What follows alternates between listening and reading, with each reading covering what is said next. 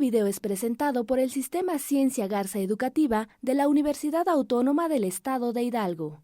Para mayor información, visítanos en www.uaeh.edu.mx. Gracias por aprender.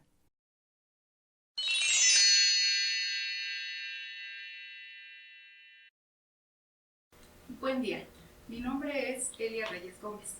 Soy la maestra de herramientas digitales del programa educativo Bachillerato General de la Escuela Superior Tepeji. El día de hoy vamos a ver el subtema pensamiento algorítmico. Vamos a desarrollar los conceptos de algoritmos, pseudocódigo y diagramas de flujo. Las competencias genéricas que vamos a desarrollar en este tema, es el de uso de la tecnología en su atributo número 3, que dice que vamos a usar las nuevas herramientas tecnológicas que promuevan la gestión de la información. Las competencias disciplinares es lo relativo al área de comunicación y desarrollaremos el atributo 12 que dice que utiliza las tecnologías de la información y comunicación para investigar, resolver problemas, producir materiales y transmitir información. Vamos a iniciar nuestro tema definiendo qué son los algoritmos. La mera palabra seguramente no nos dice nada, sin embargo, nosotros estamos plagados de algoritmos, todo el tiempo estamos realizando algoritmos. Vamos a ver entonces qué son los algoritmos. Los algoritmos, dice aquí, son una secuencia detallada de pasos que conducen a la realización de una tarea o a la solución de un problema. Entonces, si nos damos cuenta, todo el tiempo estamos ejecutando procedimientos para realizar nuestras actividades cotidianas, como prepararnos un café, hacer una tarea escolar, seguir un trayecto de nuestra casa a la escuela, en fin. Entonces, todo el tiempo estamos haciendo algoritmos. La computadora también realiza algoritmos, también ejecuta procedimientos para resolver las distintas tareas que nosotros como usuarios le solicitamos.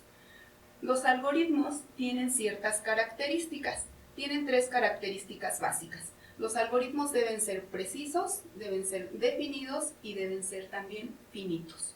¿A qué se refiere que sean precisos? Bueno, preciso se refiere a que tienen que tener un orden y deben ser claros en sus pasos, es decir, no tenemos que utilizar palabras ambiguas que se presten a segundas interpretaciones. Recordemos finalmente que los procedimientos los va a ejecutar alguien que tal vez no tenga noción acerca de lo que ahí queremos representar.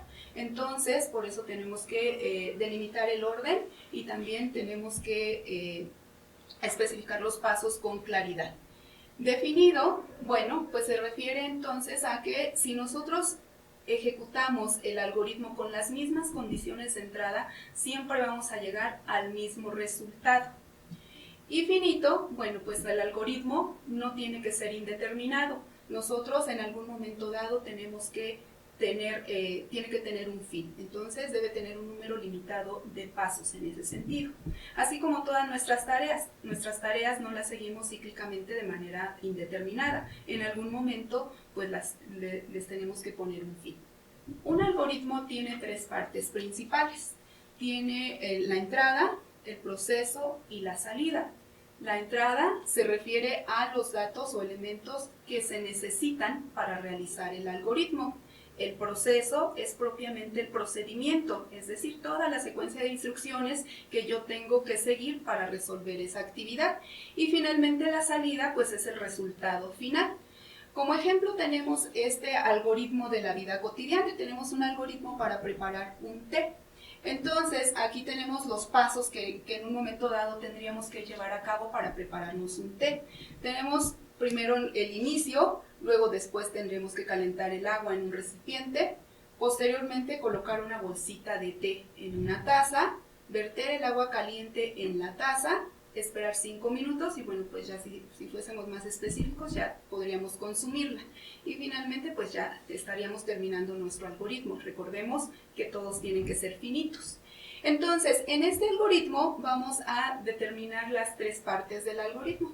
La entrada, serían los insumos o elementos que yo necesito para prepararme este té. Y lo que yo necesito, en este caso sería el agua y sería también la bolsita de té. El proceso, pues son todos los pasos que acabamos de mencionar. Entonces sería calentar el agua, colocar la bolsita en una taza, verter el agua caliente en la taza y esperar. Todo eso es nuestro proceso. Y la salida, bueno, pues ya es el resultado final de haber seguido todo este proceso. En este caso, pues ya sería nuestra taza de té preparada. Y entonces, de esta manera, estamos viendo cómo estos algoritmos pues tienen estas tres partes, ¿verdad? La entrada, el proceso y la salida. Ahora vamos a hablar de las formas en que se puede representar un algoritmo. Un algoritmo se puede representar de diferentes maneras. La primera, bueno, pues la acabamos de ver, es en lenguaje natural. Utilizamos nuestras palabras comunes, ¿verdad?, para comunicar el procedimiento. Pero tenemos otros dos formas de representar un poco más técnicas. Recordemos entonces que los algoritmos finalmente son la parte intermedia entre, es el preámbulo para programar. Entonces, tenemos que utilizar un poco de más tecnicismos. Tenemos las dos formas, es el pseudocódigo y el diagrama de flujo. Vamos a empezar con el pseudocódigo. El pseudocódigo, bueno, pues se considera como un lenguaje falso de programación. Es decir, no es un lenguaje de programación propiamente. Sin embargo, nos acerca un poco a lo que son los lenguajes de programación. Por eso se dice que es un lenguaje intermedio entre nuestro lenguaje común, nuestro lenguaje natural y el lenguaje de programación, ¿verdad? Entonces, quienes utilizan el pseudocódigo, bueno, pues seguían por una serie de normas y de técnicas, pero sin llegar a ser una estructura tan formal como en el caso que de los lenguajes de programación nos exigen. Las instrucciones comúnmente utilizadas en el pseudocódigo son inicio y fin, asignación, lectura, escritura, sí, entonces. Quiere decir entonces que nosotros, ¿verdad?, vamos a utilizar estas palabras para determinar ciertos pasos en nuestra actividad. Entonces no vamos a utilizar nuestras palabras comunes, sino que a estos vamos a utilizar un poquito de tecnicismos en este sentido. Ahorita más adelante veremos un ejemplo. Hablemos de la segunda forma de representar un algoritmo, los diagramas de flujo. Los diagramas de flujo son la representación gráfica de un algoritmo. Esta representación va a utilizar figuras geométricas para representar cierta actividad en los algoritmos. Las más comúnmente utilizadas son el rectángulo para indicar un proceso, el paralelogramo para indicar la entrada o lectura de datos. El rombo es como una caja de decisiones cuando queremos entonces optar por una u otra opción. Tenemos igualmente la circunferencia, que nos va a indicar el inicio y el final del algoritmo. Posteriormente, este otro símbolo que nos indica la salida en pantalla.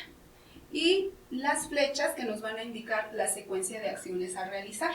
Entonces, a través de estas flechas nosotros vamos a determinar el orden en que se van a ir ejecutando estas acciones. Normalmente el orden va a ser de arriba hacia abajo y de izquierda a derecha. Vamos a ver un ejemplo de estas dos representaciones. Primero vamos a hablar del pseudocódigo. Entonces, supongamos que vamos a elaborar un algoritmo que sume dos números enteros. Recordemos que las palabras que tengo que emplear, bueno, es el inicio y el fin, es lectura, ¿verdad?, es escritura y también en dado caso es el sí entonces. Siempre nuestra primera instrucción va a ser el inicio, entonces por eso lo ponemos ahí, número 1, inicio. El número 2 será los datos que necesitemos de entrada. ¿Qué datos necesitamos para sumar los dos números enteros? Primero yo necesito conocer esos dos números enteros, ¿verdad? Pero no escribimos la instrucción así como tal, conocer dos números enteros. Recordemos que el pseudocódigo tiene ciertas palabras reservadas. Entonces, cuando queremos conocer, vamos a emplear el verbo leer.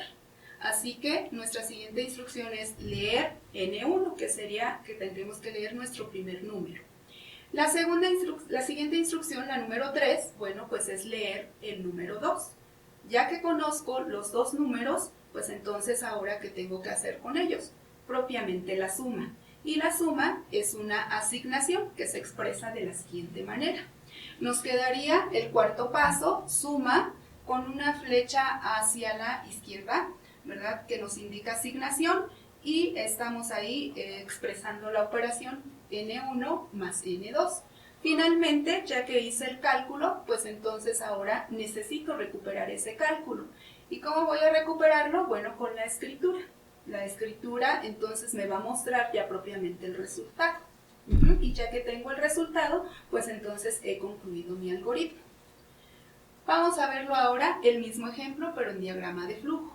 En diagrama de flujo recordemos que hay ciertos símbolos. Entonces, el inicio, pues aquí no escribimos inicio nada más, sino que empleamos el símbolo que decíamos que era un círculo o semicírculo. Entonces tenemos ahí inicio. Posteriormente yo necesito leer un número, ¿verdad? Y para la lectura hablábamos que se empleaba el símbolo del paralelogramo. Entonces empleamos el símbolo del paralelogramo, pero ya no escribimos el verbo leer. Ya el mismo símbolo ya tiene implícita la instrucción, así que únicamente ponemos N1. La siguiente instrucción, la número 3, siguiendo el pseudocódigo, ¿verdad?, sería ahora leer el número 2. Y aquí estamos ya con nuestra siguiente instrucción. Posteriormente, ya que conocí esos dos números, pues ahora voy a ejecutar la suma. Para entonces realizar mi operación, pues tengo que emplear un rectángulo. El rectángulo significa proceso. Y entonces en el proceso voy a expresar mi operación matemática. En este caso, pues es la suma a la cual le voy a asignar N1 más N2. Y finalmente, para obtener ya la salida, para que se me muestre el resultado, tengo que emplear el símbolo propio de impresión en pantalla. Y aquí en la pantalla, pues únicamente voy a requerir el resultado, que el resultado en este caso, ¿quién lo tiene? Lo tiene la variable suma.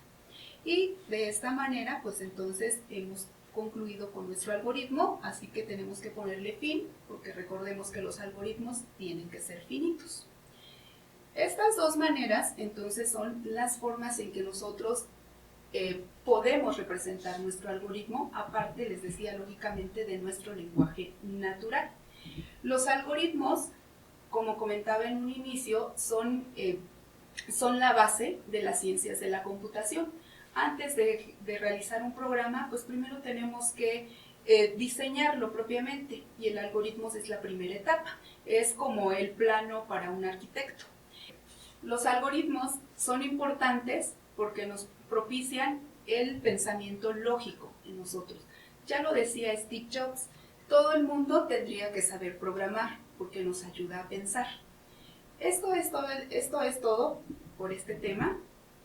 Para la próxima vamos a explicar lo que son las variables y cómo entonces vamos fundamentando de manera más técnica nuestros algoritmos. Muchas gracias.